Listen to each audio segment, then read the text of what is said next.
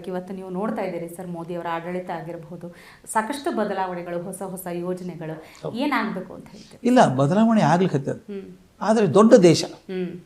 ಈಗ ನೀವು ಒಂದು ಗ್ಲಾಸ್ ನೀರೊಳಗೆ ಒಂದು ಮುಷ್ಟಿ ಉಪ್ಪು ಹಾಕ್ಬಿಟ್ರೆ ಕುಡಿಲಿಕ್ಕೆ ಆಗೋದಿಲ್ಲ, ಭಾರಿ ಉಪ್ಪು ಅಂತೀವಿ ನಾವು.